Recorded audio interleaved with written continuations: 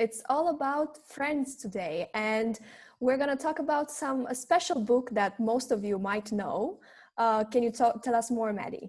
Absolutely. So we're going to talk exactly as Marina said about friends, about making valuable connections with people, just being a friendlier, more open person that has amazing people around them, because we all really want that. We're all looking for connection and valuable and authentic connection. So we're actually going to talk a lot about the book How to Win Friends and Influence People by Dale Carnegie. And if you've heard about this book, great. If you read it, even better. But this book was written in 1936, so a while ago. And I personally think, and I think Marina agrees, that all of the aspects mentioned in the book are still so relevant today. And I think the most successful people have actually read this book. Like I've talked to a lot of successful people that have read this book, and I think this should be the Bible of communication for anyone, whether you want to have, better friendship connections or even business connections, better connections in your workplace, or just have a nicer, happier life experience in general, I think. So we're going to bring up some of these topics, some of the points that Dale Carnegie mentions in his book, and then maybe add some personal stories and stuff like that. So Marina, actually, before we get into the book, I want to know, what is your pro tip for making friendships and making connections, because you actually have moved a lot as well and you have met a lot of people throughout the years. So what would be your tip for someone? I think it's just about, and something that we discussed in our previous episodes, is just making the first move. And for someone who also, I moved to university, then I moved for internships in different countries, and all, it's quite hard to adapt. So I would say just go out there, say hi, how are you, smile, just make the first move. And sometimes it's difficult for myself as well, because being a bit more on the introvert side, I would just sit there oh, okay, I don't want to talk to anyone. But it's just important to go out there, make a move, and just remember that everyone is in need of a friend, and you don't even know where that friendship is gonna go. You can say hi today, and then 5 years later you're gonna remember how you approach that other person and how now you're best friends. So I think it's just making the first move. What do you think? Exactly, because I feel like oftentimes when we go into a new friend group or we meet a group of people that we've never seen before, we think oh my God, I'm the only one that doesn't know anyone. They probably think I'm so weird, I'm so out of this place. But actually, most people are feeling the same way. They also feel oh my God, I feel so awkward. What do they think about me? And we're also afraid to make the first move. So sometimes you just have to break the ice and go for it. And you're going to see that actually people are so excited to get to know you as well. And I think that exactly as you said, you mentioned smiling, and Dale Carnegie mentions this aspect in his book. He talks about not underestimating the power of a smile.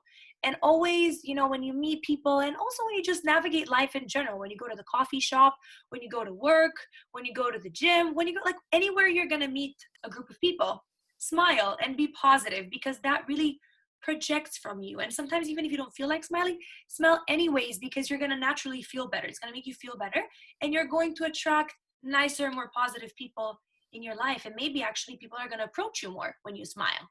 Yes, my grandma always used to tell that to me when I was little. And even now, she's always smile, Marina, always smile, because it's so important that we go with our days. And sometimes obviously we're overwhelmed and things happen, and sometimes we're annoyed and irritated. But it's something that I do now subconsciously. I just go get a coffee and I smile to the other person, hi, how are you? And I think that's very important, because you detach your energy, your negative energy, if you have one during that day, and you allow a new connection, you allow to make a new connection. I think that's very important, because some people sometimes life gets hard, and obviously we don't want to inflict our energy into other people. So I think with a smile you can get rid of your day, let's say, what happened to you, and just be open to a new connection. Beautifully said. And I feel like grandmas know so well, don't they? It's the ancient wisdom. I think since forever, things are very clear. They've just taken different shapes and forms over the years through books, through speakers, through courses, but the basics are still the basics. And our great grandparents, they knew something. Like when they give us advice, like they know because they've experienced it. So I think it's nice sometimes to listen to our grandparents because they're very wise. Yeah. I think the next point that is very important is this genuine interest in another person. And whenever you're in a conversation, let's say you just began a conversation. I can give you an example. Every time I'm in the airplane, I just begin random conversations with people, or if they begin conversations with me, then I'm genuinely interested in what they have to say. And I ask more questions and I listen more than I talk about myself, because people love talking about themselves. Remember that we're all the star of our own movie. We think that, other people care about us so much, but truly we're very self-centered and we're very much in our own heads, and we like to talk about ourselves. So this is going to make people feel very good and very comfortable around you, but also you're going to find out so many amazing things. The stories I've heard when I've asked people about them, I mean, it can be anyone. It can be someone from like a successful businessman to a stay-at-home mom that has super fun stories or insights about her life, right? So if you're open and listening, you're not only going to make the person feel better, but you're also going to learn a lot of different things. Or if it's someone that works in an industry that you have no idea about, let's say like, I don't know, aerospace engineering, right? You're going to find out some crazy things. And then it's going to be a great dinner topic conversation, right? Yeah, and I'm doing that as well, and also subconsciously. But when I meet someone new, or I'm at coffee with someone, or having brunch or lunch or whatever you call it, I usually ask first, like, how are you? How's your day? And I just listen. I love listening to other people. Like you said, like you learn so many different stories. You learn so much about a person, and you're also able to get to know that person, because like when you pay attention to what they're saying and you're listening, you can also pick up on their language, how they talk, like what they say, their like body language, and all of that overall creates like a stable connection, because then you know how to approach that person, because everyone has their own language, let's say, like how they communicate, and that's very, very important. Exactly. And I feel like another good point that Dale Carnegie mentions is the idea of honest appreciation, complimenting honestly, and being thankful for other people. Now, this I think applies more to when you already have a certain level of familiarity with a person and you have some sort of connection. I mean, obviously when you just meet a person, if you compliment them directly, maybe it won't seem very authentic. Although you can, I mean, if you're having a nice conversation, you can be like, you know what, when you said that, you show a lot of intelligence, a lot of wisdom. So that's a nice compliment, right? But I feel like we're very afraid to give out compliments or to show gratitude and appreciation, because I don't think we're not taught that in school, right? And we don't want to seem maybe desperate or like fake. But I think I also learned this from Hannah. I feel like I mentioned Hannah in every single episode, but see, this is why I mentioned, because I'm very thankful for our friendship, and I'm thankful for the lessons that she has taught me. And one of them is about, complimenting authentically and being thankful for that person and giving them some nice feedback. Everyone is amazing in their own way, and I can promise and I can guarantee you can find something nice to say about that person. Don't do it in a fake way. Be honestly, appreciate them honestly, I think. Yeah, I agree. But sometimes like I also find myself like obviously like complimenting friends that you know forever. But like you said, when you meet someone for a few days or just right on the spot, it's very hard to show your appreciation. How would you show your appreciation? How would you compliment someone you just met? Well, you know what? I think before even thinking about that, it's just kind of looking inside and seeing, okay, do I appreciate myself? Do I compliment myself? Because when I do that on a regular basis, then I find it very easy to kind of shower people with compliments and appreciations. That's number one. But I think when it's the first, time, or the first few times I'm meeting someone, I can just pick up on our conversation. And for example, if someone tells me that they, I don't know, volunteered at an animal shelter, let's say. I mean, how could I not compliment that? Like, that's amazing. I would be like, you have such a good heart. Like, that's amazing. Like, not a lot of people do that. Like, keep doing that, because with that attitude, you can really change the world. My belief about one person can change the world. But I think that's it. Just picking up on conversations and being, genuinely nice to people. But again, you have to be whole and complete on your own and compliment yourself before. So then you can give out compliments and appreciation easily. It's the same as love. Love yourself, and then you can give love everywhere. You can't pour from an empty cup. We talk about this all the time.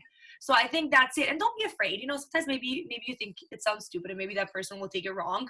But you know what? At least you've done something nice. So you can be proud of yourself. Yeah, no, I agree.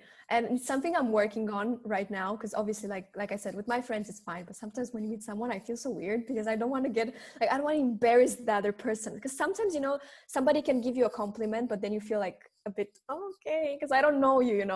So obviously there's something to work on, but it's true that it first needs to come from within. So, like the rule we always have here, first is self-love. You need to love yourself, and then you're gonna attract everyone and everything you want because you love yourself. So that's very important. Exactly. And something just came up in my head. When you're having a conversation with someone that's new, have you noticed that sometimes you're having a really nice conversation with someone new you just met, and then you're about to leave, let's say even in the airplane, right? You're about to leave, and then you never, exchange numbers or exchange Instagrams or something to continue that conversation and have that connection, because we're afraid that we're going to be rejected, I guess. So I would say, hand out your card if you have a card, like a business card, or say, listen, let's exchange number and let's connect. I had an amazing conversation with you. It would be lovely to, to talk at some point or meet in some place. Let's exchange Instagrams, do something like that, because then you're actually going to be able to continue that connection. And don't be afraid to do it. I remember one time I was in the airplane and I met this amazing old woman. She was in her 60s, and we had a 3-hour conversation about her life. And she was a super successful, inspiring woman. And she had so many stories, and I let her talk, and it was really exciting. And then at the end, I just felt like, she was actually from Romania, right? And I felt like at the end, I really wanted to tell her, listen, let's exchange numbers and let's meet at some other time, because I would love to find out more about you. And my heart was beating. I was like, how do I do it? And then, because we were sitting next to each other, obviously. And then as we were getting up, she goes, here's my business card. Call me, I'll invite you, because she has a bunch of restaurants. She's like, I'll invite you to one of my restaurants, and I'll make you the best dinner. And I was like, oh my God, thank you so much. She just did it for me. But I think had she not done it, I still would have done it, because I wanted to rip off that Band-Aid and get in contact with her. So just, that's again, would make the first move, but finish that connection and continue that connection, Yeah, I have a story like this, and now she's one of my closest friends, and I met her 2 years ago at a party. So we were just talking. We didn't know each other. Then we just started talking about restaurants, and then we connected because we both love food. And it's sort of okay, this is a great restaurant.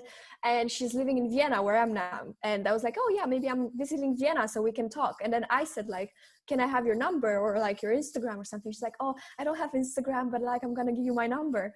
And so when I went to Vienna a few months later, I texted her and we reconnected, we went out, we have fun, and now she's one of my closest friends and we talk about everything.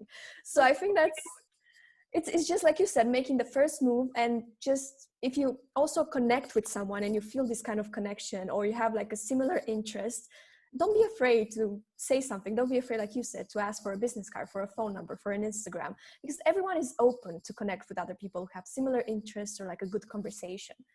So Don't be afraid. Exactly. And another thing, when you're having a conversation with someone, be present. Don't think about all your problems and the things that you have to sort out afterwards. Be present, remember their name, and remember 1 or 2 things about them. So then if you meet them again, you can, try to bring those topics up again and then spark another great conversation, So people love for you to remember their name. I feel like our name is the nicest sounding word, isn't it? We love hearing our name being called out, right? So I think that we were talking earlier, Marina, about, how, for example, to have a better conversation with someone that works at a call center, let's say, right? When they're very, very, very stressed and people are always yelling at them and they're not being treated very nice. when you call them and when you need something, just, as they introduce themselves, say, "Hi, Mary, really nice to hear from you. Thank you so much for your time. I know you're having, I know it's probably very stressful right now." And you're going to see that they're going to be much more willing to help you out, because you've, called them by their name, and also you've been acknowledging how they feel and understanding that maybe, they're not having the best time, being in a helpline and having people like always saying like, "Why does that not work? Like, why can't you help me? Like, you're so bad." Like, you know what I mean? So I feel like that's also very like an interesting point. Yeah, like I didn't do that before, but lately I started to do that and call people by their names. And even if you go for a coffee, and especially when you go to the same place and then it's the same person, then you can already start saying like her name or his name. And it's actually very funny because like you already have a connection just by calling each other by name, right? So I think that's really, really cool. And that's something that everyone should do. Okay, so now let's imagine that we are already friends, right? And we've been friends for a while, or we're co-workers, or we're business partners, or we have some sort of connection already. But something happens and there's a little bit of tension between us, right? Or we did something that's not very good, or we kind of made a mistake, right? How would we sort it out with the other person? What do you think, Marina? When you've made a mistake and you're wrong, how would you approach that person that is about to criticize you and is about to be like, "Oh my God, how could you make that mistake?" I think it's taking responsibility for what we've done. And it's something I've always done since I was little. Again, grandma's words, right? Like if you did something bad, you take responsibility, you apologize all the time. And it's something that I have it ingrained in me right now. Like if anything, I do something bad, I'm always the first to say, "Look, I'm sorry I did that," or "I'm sorry I said that, shouldn't have said it. I don't know, I had like a bad day," let's say, or whatever it is. But it's very, very important to be able to acknowledge ourselves, acknowledge that we did something that wasn't a bit out of line, let's say, and take responsibility. What do you think? I agree. And I feel like I've heard people a lot of times say, "I never say sorry. I never apologize first. I'm never going to say sorry." And I'm That's like, why toxic. do you have that stiff attitude? Like, what do you have to win? I'm telling you what they have to win. They think that they're keeping their ego intact. They think that they're saving their face and they don't seem weak. But I feel like the most powerful people can own up to their mistakes and can take responsibility. That gives you a lot of power. That makes you vulnerable, of course, because you're admitting to your mistake and it's not very comfortable in the moment. But I think that the people who can admit their mistakes and apologize get so much respect. They're respected, especially if they're people in a position of power. I feel like a lot of the times people in a position of power are arrogant, and they can't admit that they made a mistake. But when they do, I think that people around them respect them. And that's when they become, from a boss, they turn into a leader. Because Yes. a leader can own up to their mistakes. A leader is not afraid to say that they made a mistake and learn from it and get better. So I think that owning up to it is going to not only, make you more likable, but it's also going to actually make you more powerful. I know it sounds counterintuitive, but it works. Yeah. And like when you say it more likable, I think that's very important because when you're able to take responsibility and really be vulnerable at the end of the day, you are becoming more relatable. Yes. You're becoming a person that's, like you said, likable, relatable. And people love this kind of people because they can come to these people and say like, "Okay, like I can relate to you. Like you show me that you're vulnerable. I can open up to you." And I think, again, like that's one of the traits of a leader that's very important, to be relatable. Because if you're here and you think like, "Oh, nobody touches me, I'm here," it's not really like, people will not like you most of the times because you cannot be arrogant in certain situations. You always need to own up to what you did. And when you're relatable, you're also inspiring because people want to be like you. They want to like sort of emulate you. And ultimately, when you work in a team, it's one for all. And how was this phrase? One for One for all and all all for for one. one. Yeah, Yeah. that's it. So ultimately, you're all working towards the same goal. So why would you put the other people down, even if you're in a position of bigger leadership? Why would you put other people down? Ultimately, you're working towards the same goal. Isn't it better when you're all in harmony and working together and encouraging each other and lifting each other up? I think that's what it's at, where it's at, right? And I think this is how the best organizations thrive, when the people in positions of leadership, they know how to own up to their own mistakes, and they also appreciate. And exactly, this is what we were talking about a while ago. When you want to give feedback or criticize someone, first start by being vulnerable yourself. And let's say you're working and you have a higher position in your business or in your company, and you have to talk to someone that has made a mistake. Instead of going and being like, yeah, you suck, like how could you make this mistake, like, no, but there's people who do that, right? No, I know. You're such a failure, you're worth nothing. Like, I've actually talked to people recently that have had this experience with I had it too. You did? Yeah. I think it's horrible. I think it's so degrading and it sucks. And do you think that after you're being treated that way, you're going to work harder? No, you're going to want to piss that person off, and you're going to want to make them suffer, or you're going to quit, and then they lose an amazing asset.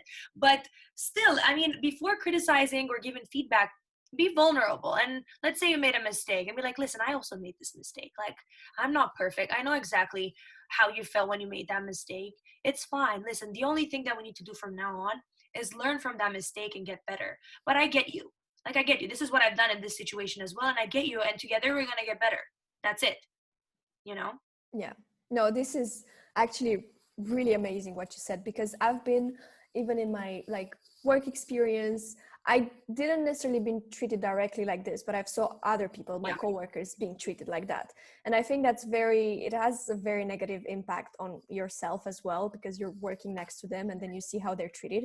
And I think I saw an article talking about exactly what you said. And I think it was super nice what it said, because basically, like, when you also give criticism, sometimes you need to give constructive criticism. Just change the language. Don't be like, I don't like what you did here. This is not, no, just say like, okay, this is good, but maybe we could have done it the other way, or maybe you could have tried this way. Just formulating differently, then people will be more receptive, because they are not put down instantly. And like you said, it's like, okay, I understand why you did that. I understand you. That's very important, because again, you can be in a place of vulnerability, and then you can be more relatable, more likable, like leaders are. I think that's very important. And yeah, I wanted to say something, but I totally forgot. Don't worry. You made a great point anyways. And I think another thing is, this is also from Dale Carnegie's book, about, how can I put this? So when you're giving feedback, instead of being like, I can't believe you did that, you can have the approach that, you know what? You are actually such a great person. Like, you always get things done so well. Like, you have such an amazing reputation in this environment. Like, this is so not like you. Like, I'm sure it was just a mistake, because this is so not like you. Like, everyone respects you. Everyone likes you. I'm sure it was just a one-time thing and it was a mistake. And when you tell people that, they feel like, wow, like, he sees that I'm working hard. Like, he sees that I'm putting in the effort, and it was just an honest mistake. And even if it wasn't, even if it was done on purpose, that person's going to think twice, and he's going to be like, oh my God, like, they see me as an important person. Like, they see me as having, a great identity. Like, maybe I should just own up to it. Maybe I should act like the person that they see me as, Yeah. I think this is very nice. Especially, I feel like we're very much talking about, work environment, but I think that's also very relevant, whether you work in a corporation, or you have your own business, because even when you have your own business, you work with people, right? So, and you have people that work with you or for you. So you need to know how to manage that if you want to be happy, and if you want to have a happy work environment, because ultimately we spend most of our life working, right? So we might as well have a nice experience and feel good while we're doing it. Yes, exactly. And like, I wanted to say something and then I forgot, but now I remembered. It's all about, also, again, like we said, loving yourself. When you're in a place of vulnerability and when you take responsibility, you need to be at peace with yourself. You need to love yourself, because the people who are not doing that are the people who don't love themselves, actually, and they don't have a high self-esteem. Because I feel like when you know that, like, this is who I am, I'm happy with myself, I love myself, I can take responsibility for what I've done, because I know that's not me and it's just a mistake, and you can say sorry. But when you don't really like to say sorry, or you're just trying to be here, like up here, then it's something that maybe has to do with, intrinsically, and then you need to work on yourself. Vulnerability, that's where it's at. Vulnerability. Brené Brown, preach Brené Brown. Please read the book Daring Greatly. We often underestimate the power of vulnerability. We think that it makes us weak, but it makes us super powerful. Being vulnerable is amazing. And especially, you know, not only for women, but also for men. I think men are often told to be this, you know, tough like a rock, like never show emotion, never show your weaknesses. And this is not me saying, you know, go and show your deepest, darkest secrets and talk about all your weaknesses, but, you know, you can be vulnerable, and especially in relationships, even in couple relationships. I think a lot of the times we're afraid that we're going to be rejected, so we don't get vulnerable. But vulnerability is what brings us closer, and it's what creates an even stronger bond beyond the chemical bond that happens at the beginning of a relationship. After a few years, you know very well, Marina, and you've talked about the friendship that has to be there. And friends can be vulnerable and should be vulnerable. So if you have that friendship at the core, and if you're vulnerable, besides, I mean, apart from the chemistry that is now kind of gone after a few years, you have that vulnerable space, so you can really communicate and keep building that bond and really build that love. Because love is, I think, is beyond chemistry. Love is respect, love is connection, love is vulnerability. That was really, really beautiful. And yeah, I totally agree. Honestly, and I think vulnerability is beautiful, and we shouldn't be afraid. Even if you're a man or a woman, we shouldn't really be afraid of it, because that's who we are at the end of the day, and we should love who we are. And like you said, like, we're, you know, more relatable, more likable when we're vulnerable. And I think that's not something that we should be afraid of. 100%, 100%. And also, as you said, when you're in love with yourself, when you appreciate yourself, you can also be more, you know, relaxed and okay with giving credit. And especially, you know, in a workspace or even in your friend group, you're okay with saying like, yeah, that was that person's idea, like he's amazing, like he has amazing ideas, or this project was, you know, fully done by this person. I feel like it's important. Sometimes we want to take credit for everything, but we don't have to. Yeah. Like, we can also give other people credit, we can also lift other people up. We know we're good when we know we're great, when we know we're amazing. We don't need to take all the credit, you know. That's because we already know, so we can easily, you know, lift and pump each other up and other people around us. I couldn't have said that better. Exactly like this. Okay, so any final thoughts on friendships and relationships and connections, Marina? I think it's just like we said, like, to sum it up, it's just, you know, don't be afraid to smile, and don't be afraid to make the first move. Because, you know, like, you don't know how many great friendships can literally be born out of making the first move or out of a smile. So just go for it. And listen, listen, listen. Ask questions, right? Don't criticize too much. You know, be careful when you're giving feedback. Compliment honestly, appreciate other people. And I think that right now, whoever is still listening to this podcast, good for you. We're very happy for that. But I think in the next weeks, maybe we can invite new guests. So I'm curious, what topics would you like us to talk about? And what sort of guests would you like us to bring in? Please DM us on the Mindfulmess Show Podcast. DM Marina on Life with Them Quotes. DM me on my Instagram, Madalena McDry. No, okay. So DM us. I mean, this is going to show us that you're actually listening. So when you tell us that you listen to our podcast, let's see if you actually did. So tell us, message us and tell us what kind of topics you would like us to discuss, and what kind of guests would you like us to bring on, because I think it's interesting to have guests as well, to kind of see their perspectives on certain things. Yes, I agree. And again, like, you learn so many different stories by having other people that come here and talk about their lives. So obviously that's really exciting. I love the fact that, you know, podcasts can bring together people from all over the world, because can you imagine, we're not even living in the same city or country, and we've been putting out so many episodes already, and we can, you know, add value and produce content even if we're far away. So this is, I think, the beauty of the internet. Yeah. Thank you for the internet. Thank you, internet. There's some things that are not really great about the internet, but then there's so many amazing things about the internet, and I'm probably grateful for that, actually. Me too. Gratitude is very important. Preach, girl, preach.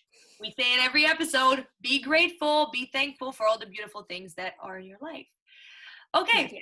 so I think that's it. We will call it a day. Yes. And thank you for listening. Thank you so much for listening. Have the most amazing week. Be confident, be happy. You got this. Love yourself. Yes. And we will see you in the next episode. Bye. Bye.